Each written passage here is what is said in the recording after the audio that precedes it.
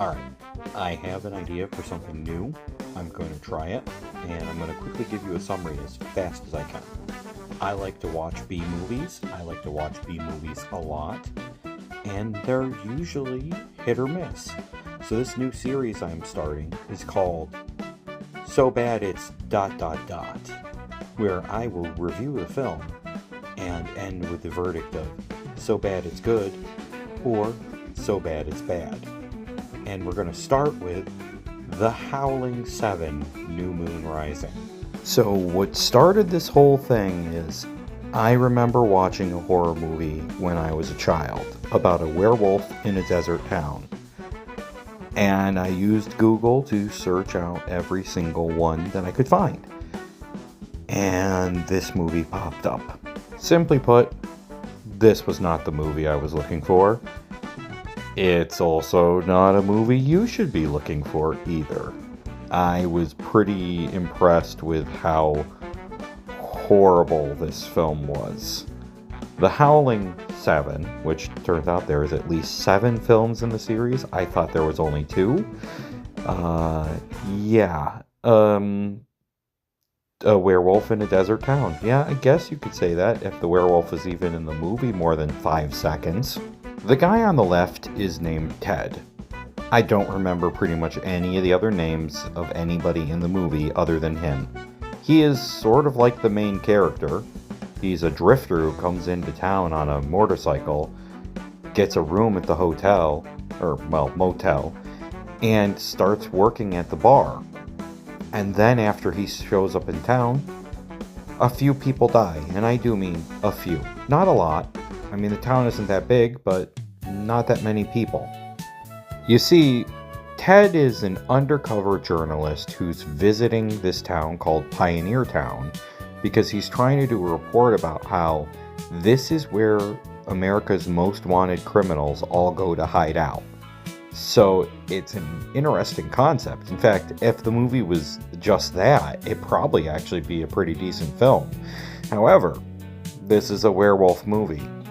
So, people start to die shortly after he arrives in town, and it starts to get blamed on him. But he's a undercover journalist, and yeah, so almost half the movie takes place in this bar, which is ridiculous. And I'm also not joking, there's at least 4 full country songs, maybe more than that. I wasn't paying attention to the exact number. They literally have them go on stage and sing an entire country song. So there was multiple country song points in this movie. For what reason? I have no idea. Did they have to spend that much time on it? No, they didn't. Did they? Yes, they did. They did. And I can't believe it. It's a huge chunk of the movie was literally just them singing country music, like a full third of the film, including with the fact that half the film took place inside the bar. And don't get me started on the priest. He's a character in this film who, for the first hour and 10 minutes of a hour and a half long film, is simply talking to an investigator who's there to investigate why somebody died. And literally, he just simply dumps the vampire lore, the werewolf lore, which is basically there's a ghost wolf who possesses people's bodies, and it just keeps going and going and going and going and going and has no connection to the rest of the story. In fact, I'm pretty sure they were just showing clips from previous Howling films during these conversations, which had no actual function for this film, which was absolutely ridiculous. It's like, okay, I guess this was the clip shows episode of the movies, which occasionally does happen with some extremely low budget films, but how low was this budget?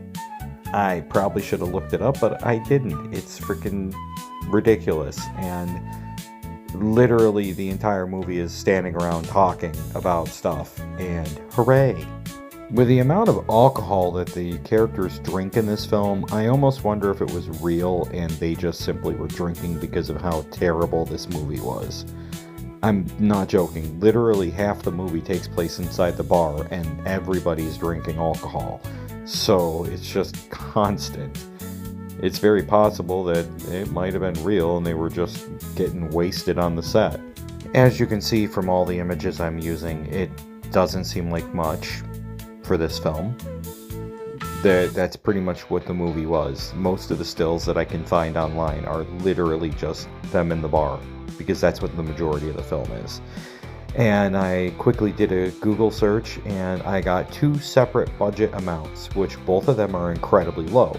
$1 million or $250,000. So if you are interested in filmmaking, you can make a movie at least as good as The Howling 7 with an incredibly tiny budget, okay?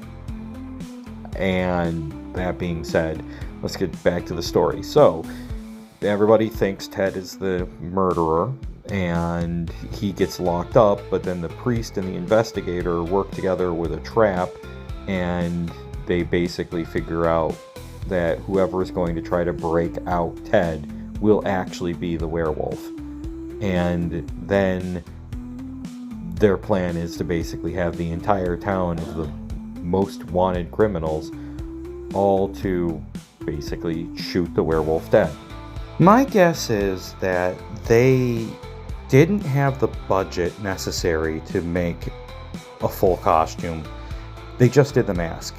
When the werewolf attacked during the movie, it was always in first person, and they put a red filter on the camera lens just to make it seem like it was actually, I don't know, more aggressive. Not exactly the kind of thing somebody wanting to watch a werewolf movie wants to get. So, The Howling 7, New Moon Rising, is definitely a so bad it's bad film. The comedy bits aren't that great. There's too much of the movie that's just country music in the bar. The investigator and the priest have almost nothing to do with the story until the very end. And you don't even get to see a full werewolf. Nope. So, I would say this is a movie to pass on. It's kind of sad, but it's a so bad it's bad.